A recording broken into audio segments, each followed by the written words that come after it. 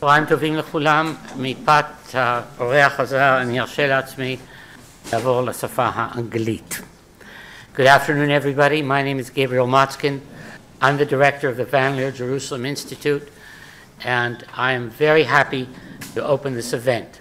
The first thing I'm going to ask you to do is to shut down your cell phones so that we can hear the speakers.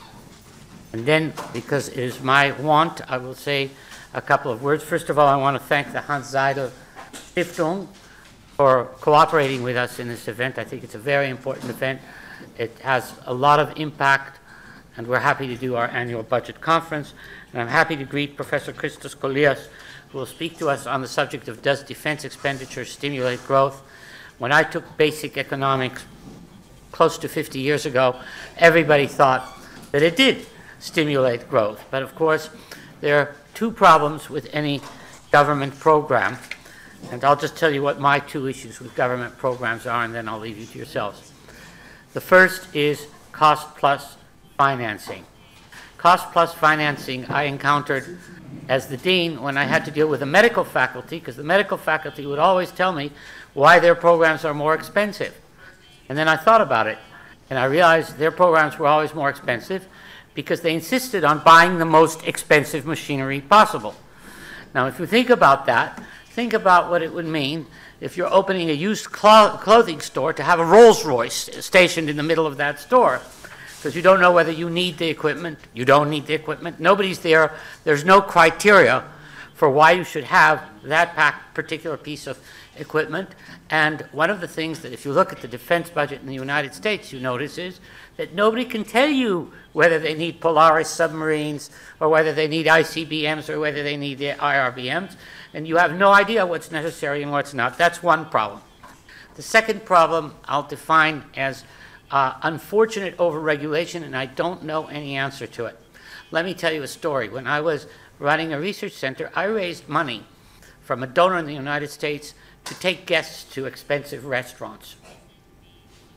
I got a donation just to take guests to expensive restaurants, and that was the money I could use. Unfortunately, the university said that they had to authorize every expense over 200 shekels. So it was caught up in a bureaucracy. I had to pay. I didn't get my money back for 6 months, if ever. And in the meantime, this money was lying there that had been given for that purpose alone. So here is the example of what I call overregulation. I don't know the solution to that problem either, because you don't want somebody saying, great, I got an account, I'm going to spend it all on one meal in London, or something like that. But at the same time, there is an issue in any form of not-for-profit spending of what is a proper expense and not a proper expense. It's something that I deal with every day when I ask what, as director, what do I charge my institute and what do I pay out of my pocket? And this is not an easy issue to decide sometimes, you know, when you take guests or when you don't take guests and all the rest. So those are the two issues, cost plus and overregulation. If you come up with the solutions to them, please let me know. Without further ado, I'm going to ask Professor Richard Aspek, who is the local representative of the Zeyidel Stiftung, to open. And then after that, we're going to ask the speaker and his chairman to come up. Please.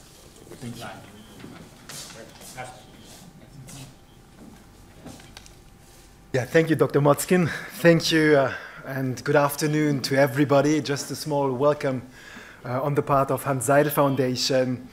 It's the third time now that Zeyidel Foundation is supporting the annual budget conference of the Economics and Society program at the Van Leer Institute.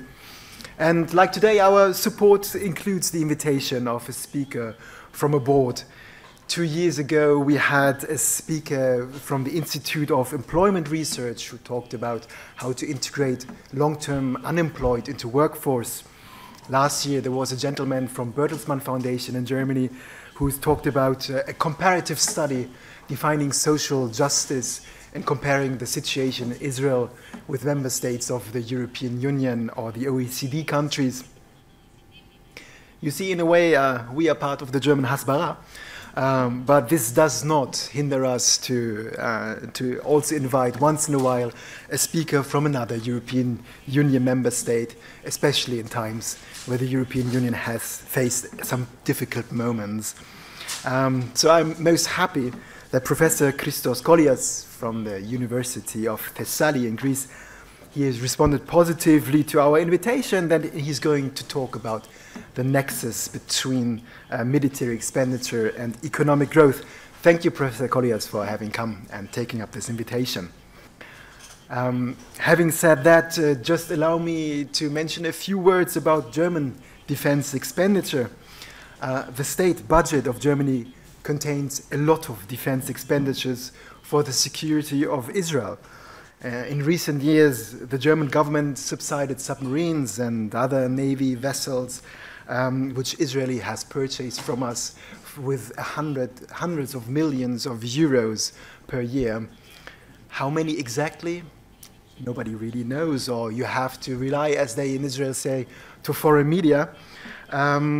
At least I tried to look up into our state budget, and I found some very strange section there, which is called Allgemeine Verwaltungsvorschriften, German Financial Administration. And in this section, you find a lot of extraordinary payments, for instance, the pension for the German post office, or the costs for euro coinage, or some recurrent costs which are still stemming from German reunification, and yes, once in a while also an Israeli submarine. I can assure you that this support for the Israeli submarines and the other military expenditure is much, much higher than what other official German foundations are providing for supporting civil society and academia here in Israel, for activities like this one for instance. And I can assure you that, I can assure to the supporters of the incumbent NGO law that the accountancy and the transparency of our support is at least as high as the one of the German military aid given to Israel. And also the recipients, they do already account for their money they receive from us in a very strict manner. They report everything to authorities, and over-regulation is there also a topic, I would say. With this, I think, regardless of any kind of odd, additional and unnecessary scrutiny which is being put up to our efforts, and I think that our cooperation will continue and that we can see many more cooperation and conferences here. And with this, I'm looking much forward to today's conference, which talks about military expenditure, economic growth, and transparency. Thank you very much. Professor